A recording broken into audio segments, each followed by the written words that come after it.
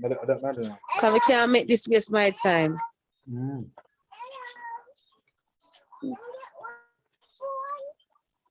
We can't make this target for me last week. We can't bother with it no.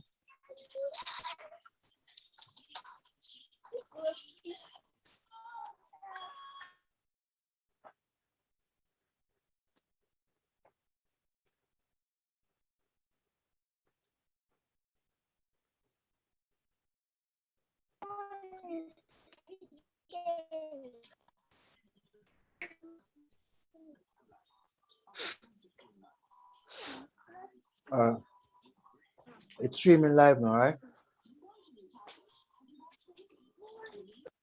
It's streaming live now. Mm-hmm.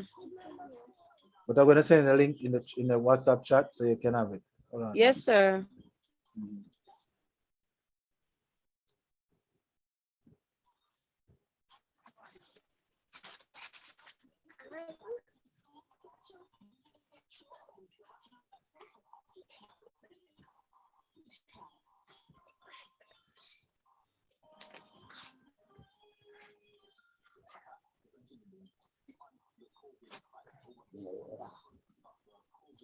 Just give me a second.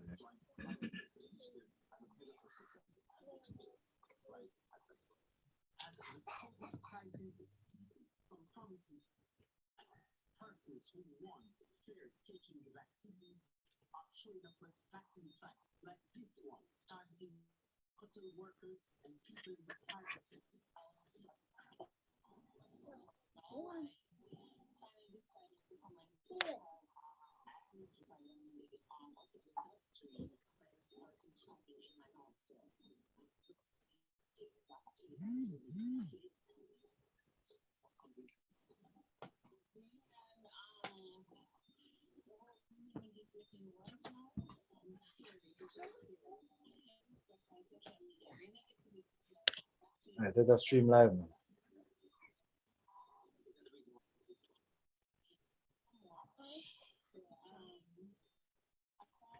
All right, so if you have any further problems, you know what you need to do. Just go down. All right, so as I was saying before, we're looking at two of the movements of particles, which you'd have learned from the experiments that you did. Good? You'd have learned from the experiments that you actually did in terms of with Yeah. the what is it now? Papaya. The papaya would have indicated some stuff to you. But before we go to the papaya experiment, let's just look at what we have on our diagram here. Now, learn from the experiments that we did. All right. So what we have here, all right, Tracy, if you're hearing me in YouTube, is going to use the YouTube chat, and then you're going to communicate with me from the YouTube chat. All right. So communicate with me from the YouTube chat. Okay. All right, Tracy. Just type in the chat and let me know if you're hearing me, Tracy, in the YouTube chat.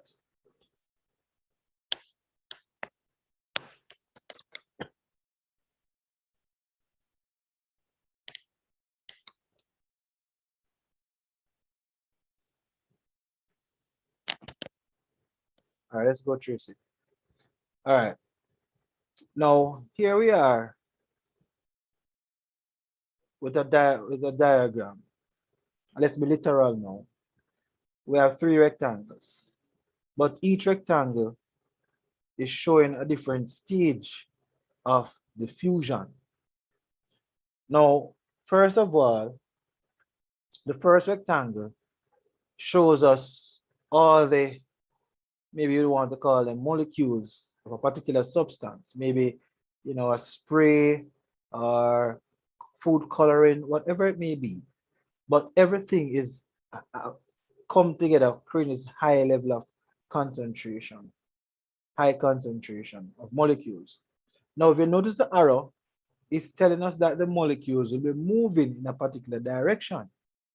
Now, and the direction to which the molecules will be moving to, there's an empty space. So therefore, it is moving from an area of high concentration to an area of low concentration or nothing at all. Now, when you look in the second rectangle, it shows that the molecule starts to spread or disperse or diffuse, and hence the word diffusion coming from the word diffuse. And if you were to look up the word diffuse in the dictionary, so look up the word diffuse in the dictionary. So you can look up the word diffuse in your dictionary.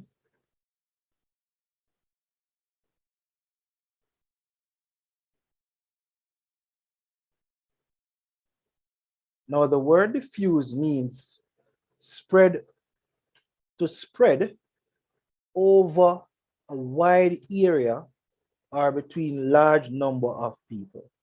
So spread over a wide area. Now, I want you to see now the definition being depicted in the picture right here. So we are seeing now that the molecules now, or the particles rather, start to spread. So coming from here to there, they start to spread. Good.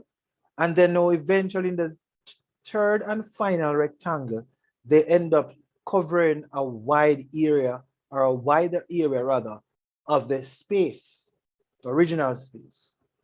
So diffusion is where you have a high concentration of particles spreading across to an area of low concentration or nothing at all until they are what? Evenly what? Distributed. So as you can see, they are evenly distributed. Now, what can you learn from this diagram?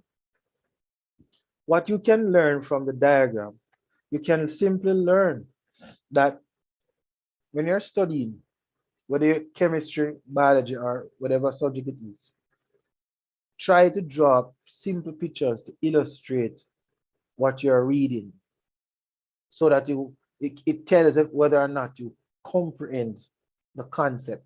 Because what I really wanted you to do is to type a sentence or write a sentence describing what you're observing. All right? But I'm just doing it for you, just demonstrating for you exactly what is expected in the future. Good. No, so the first diagram here with the rectangles are basically describing diffusion, a particular movement of molecules. So Tracy, let me know if you're hearing me in YouTube. I want to know that you're present with me there still. Let me know, please. Tracy, are you there? Can you respond for me, please, Tracy?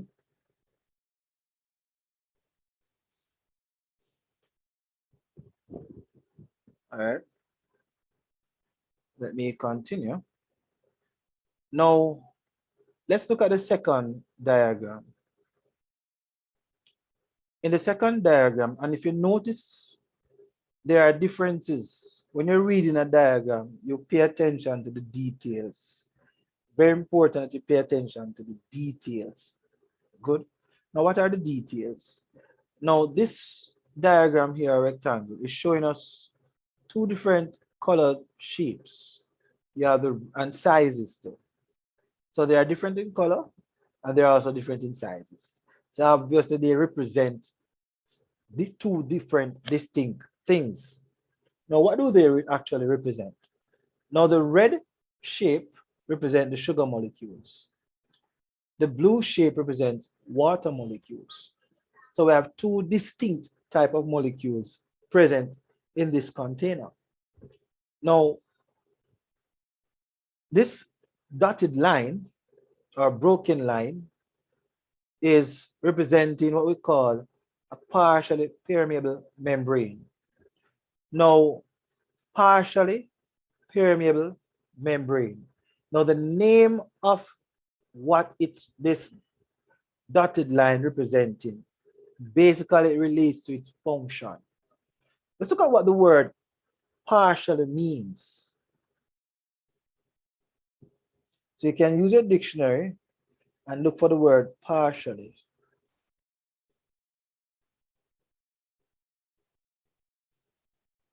Now, partially is an adverb describing, and adverbs do describe what? Verbs. Good. So an adverb is an adjective that describes a verb. So then it means that if the word partially is an adverb, then what type of action then is the membrane carrying out?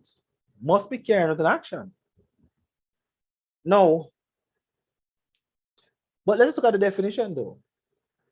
Only in part. Only in part.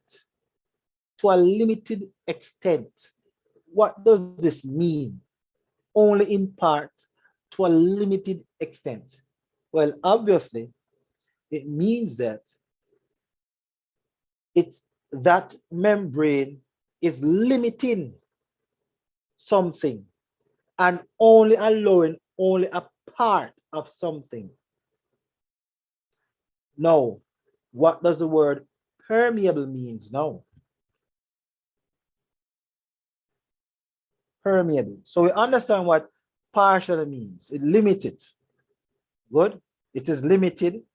Only a portion of, only a part of. Good. Just like how you have VIP, the VIP means only a partial amount of the customers will be allowed in a particular area. So they are referred to as VIP. So that is partial. Good. All right. So define permeable now.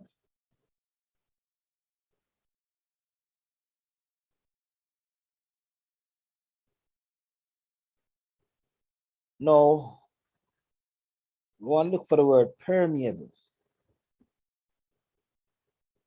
Not define permeable. So if you find a definition of permeable, you might type it in the chat.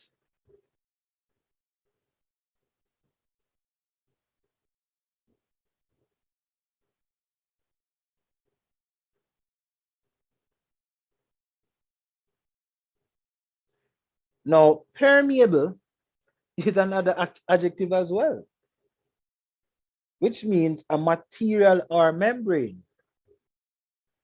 allowing liquids or gases to pass through it.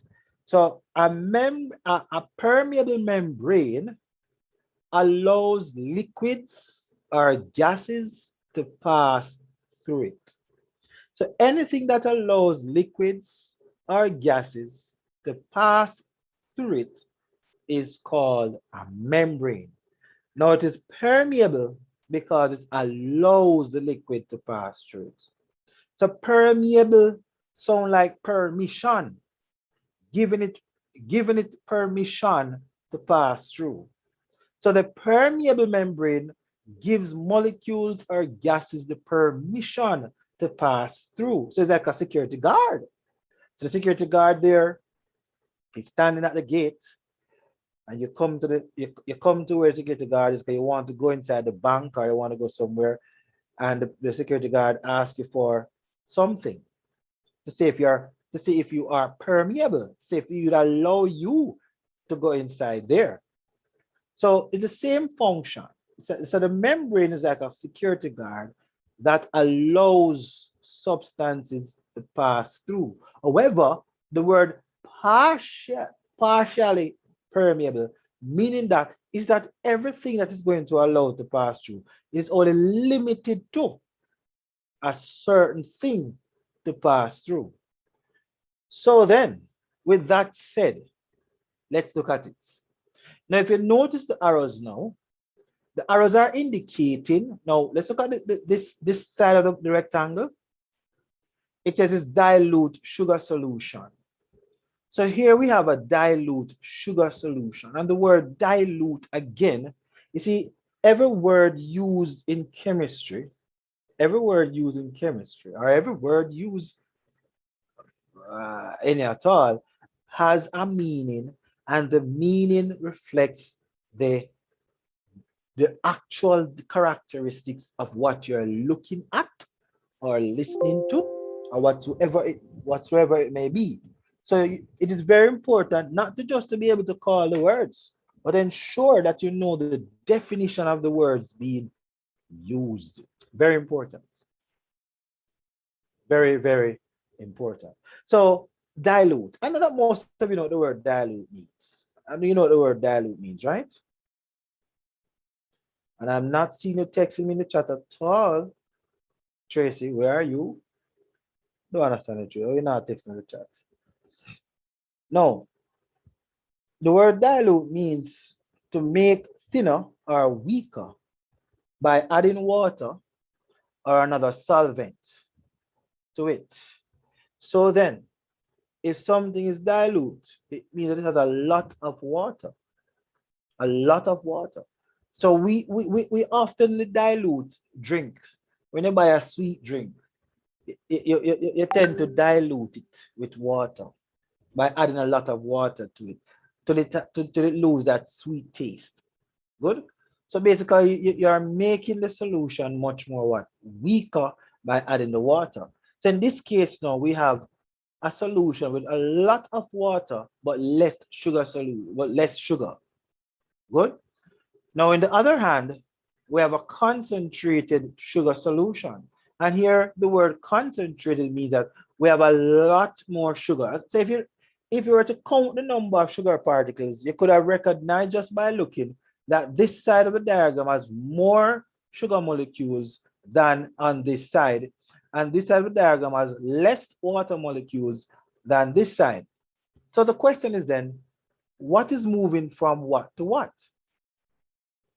Well, what you noticed is that the water molecules are moving across. It's not moving up, it's not moving down, but across, like going across the road. It's moving across the partially permeable membrane. Where is it moving from? So you see, when you're writing your responses to questions, I would advise you to draw a picture first. Brainstorm the words that you need to use. Write them down. Then you put them together. So let us look at it then. Let's look at some words that I'm referring to. So we see the word across coming out. Prepositions now. What are some of the prepositions that we should use? So the word across. Movement from left to right. Movement from left to right. Across, straight line. Then we see the word from coming up and the word to. So you must use these prepositions in your sentences when you are actually describing what's taking place. So you can see that the water molecules are moving from the side or area, use my little thing here, moving from the side or area of the dilute sugar solution to across the partially permeable membrane to the side with the concentrated sugar solution.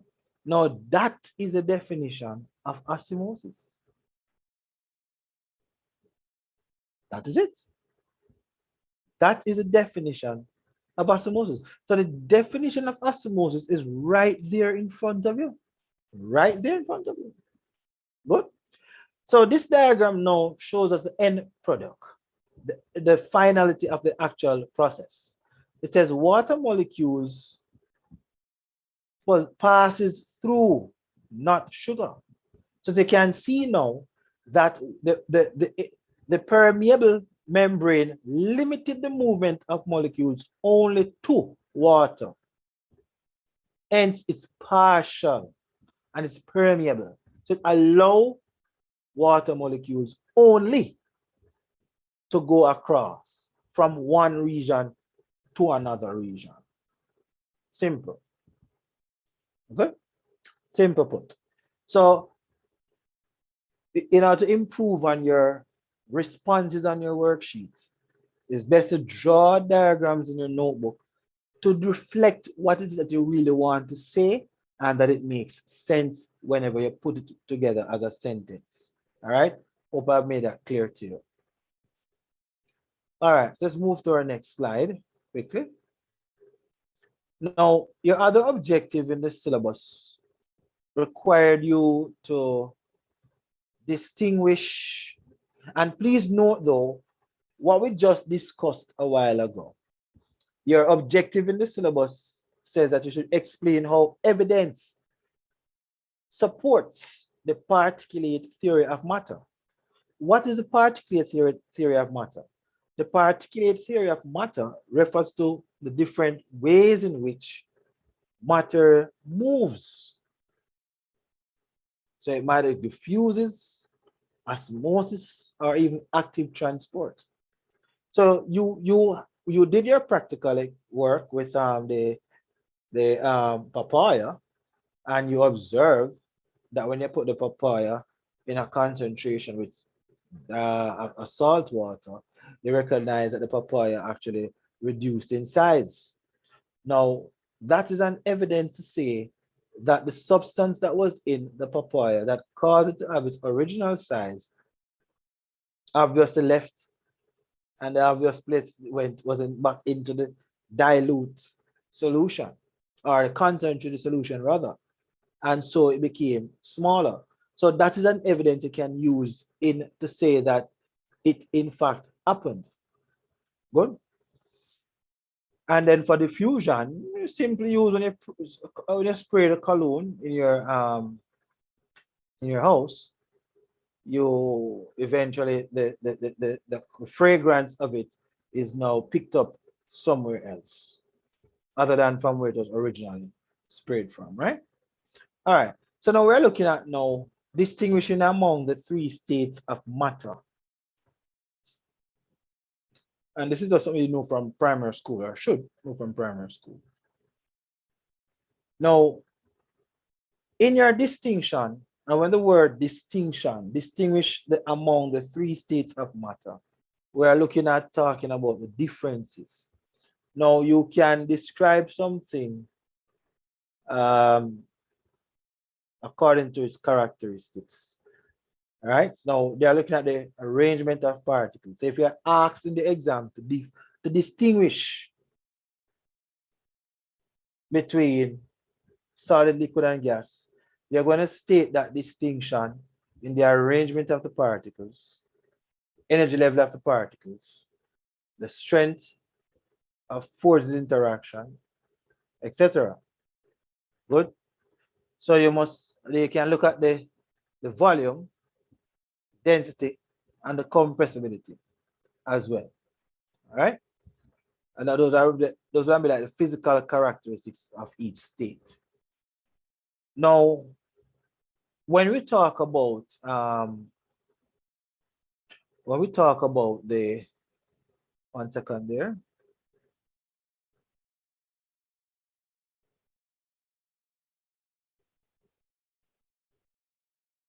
One second.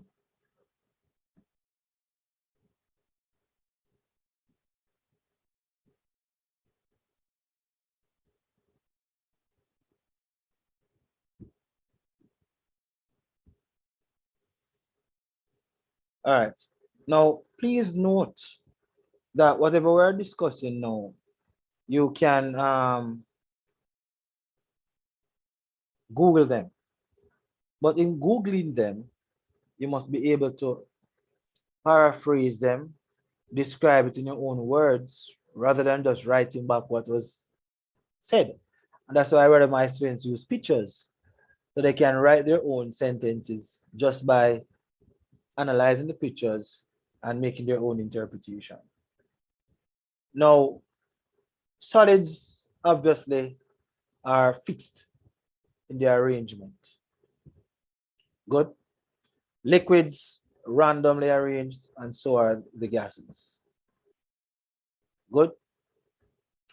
Solids tend to have a fixed shape and, of course, fixed volume.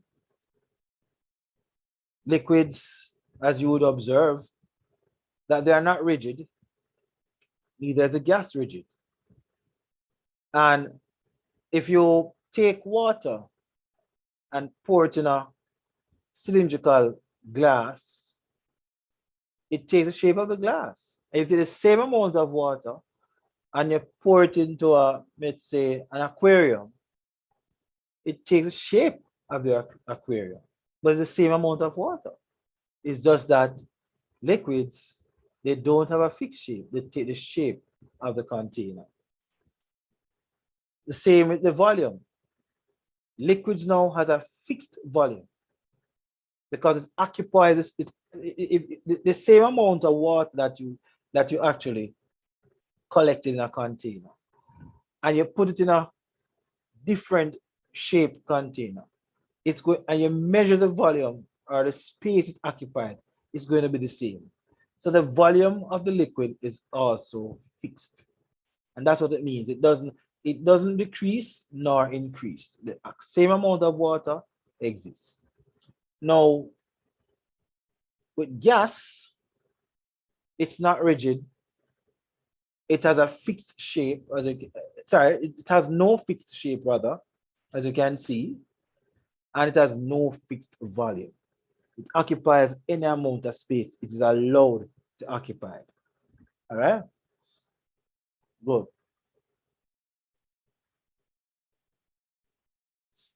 All right. Now, in the syllabus now, you're required to speak about the changes between the three states of matter in terms of energy and arrangement of particles. Now, you could do this experiment at home as well. Let's say in a glass where we have that cuboid or a rectangular shaped object, maybe like an ice, or it could be butter. But let's use ice, much easier. So if you take your ice out of your freezer, some of us, we maybe still use the ice trays, and the water takes the shape of the ice tray when it comes hard. Now the solid there, it's converted to liquid, and we call that melting. The process of converting from solid to liquid, we refer to it as melting. Now, the question is that, I'm sure you'd agree with me that some solids require a lot of heat energy for it to change from solid to liquid. So it requires energy to change from state to state. So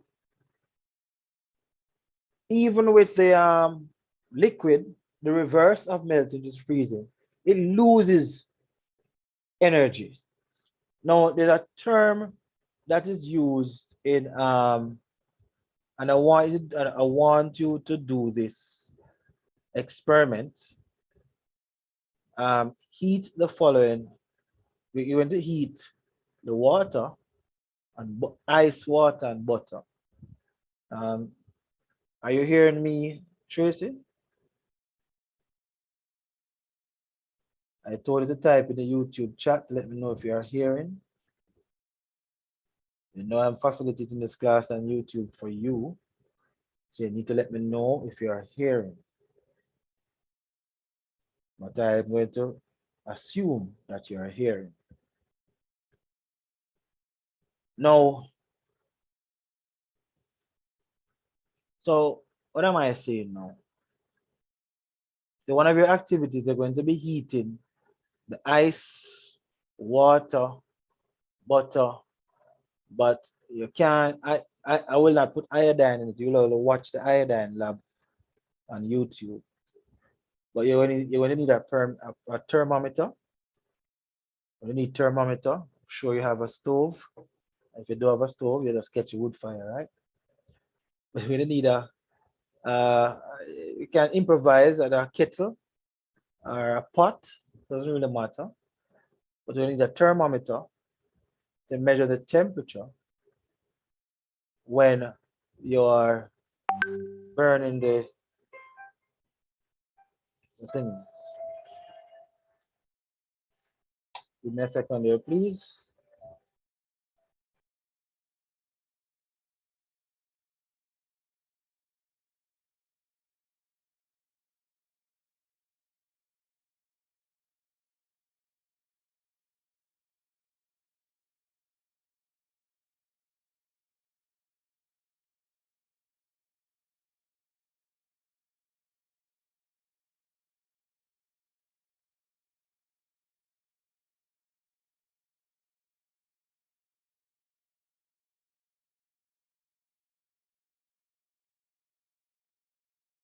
Okay, sorry about that pause in the lesson.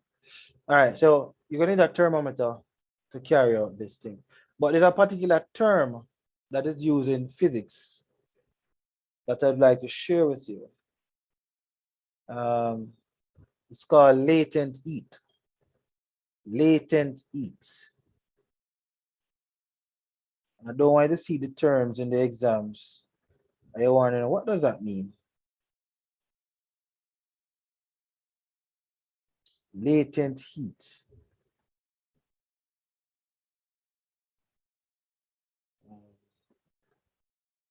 There's something that I don't want in it.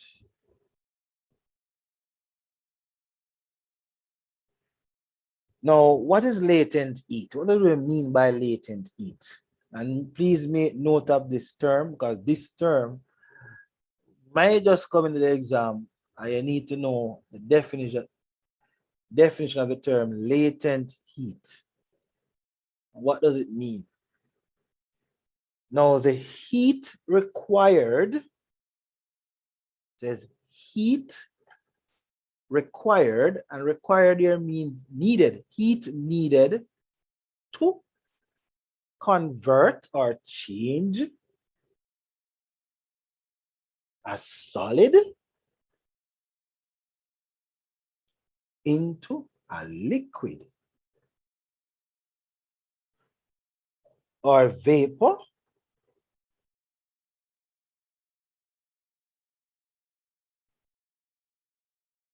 good. So heat needed to change solid into a liquid or vapor. And vapor here means gas.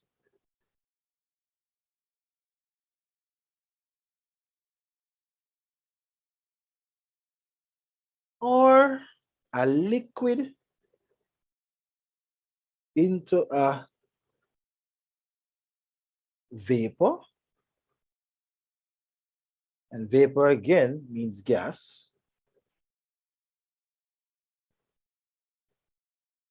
Without change of temperature.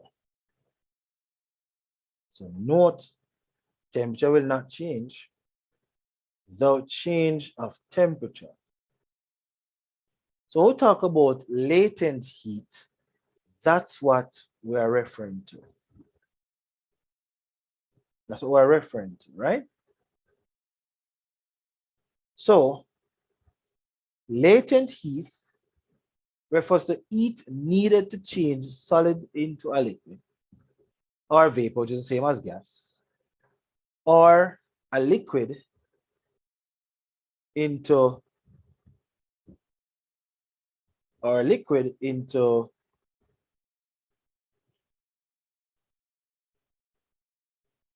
vapor or without change of temperature. All right, good. So now we're going to move on to our other set of notes. And let us continue though. So the when we convert a solid to a gas, it's called sublimation.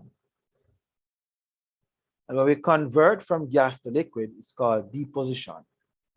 And from liquid to gas, as you should know, boiling. And from gas to liquids, condensation. All right. Okie dokie. So I think we'll stop here for today because we have our maths class. So in our next class, we're going to be looking at mixtures and separation. But of course, you're going to get the assignment for that first. You're going to do the assignment first, and then preparation for other class, hopefully this Sunday, God's willing. And so that you can come prepared to answer some questions. All right. So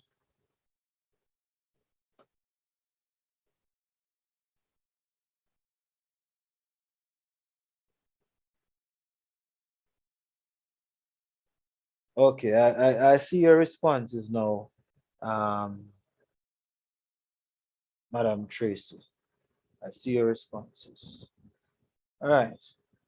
So we're going to then move into our maths class in the next 6 minutes or so. So please bear in mind that we'll be moving to mixtures and separation, which you're going to be doing the assignment for that. But I need you to do another experiment, which I'll discuss with you shortly. And we'll go into mixtures and so forth. So we're working with the syllabus, and therefore means that you would have not lost out on anything. All right, so I'm going to end it now so we can switch over to maths and start it at 8 p.m. All right, thank you very much. I recognize that there are some persons, so some of our subscribers had actually viewed was viewing the class tonight. We're not really streaming chemistry. I just do it for my student, and so the streaming will take place next week for chemistry class via our website. That's where the streaming will take place for the class. All right, via the website. So we'll be going through the streaming on our website, and you'll receive further notice when that is ready. That's it. So next week class, we'll move on to mixtures and separation. And just to give you a preview, what the diagrams will be looking like. And so we have some activities to do. All right, so ensure you start out yourself, Tracy, for the next class. Thank you.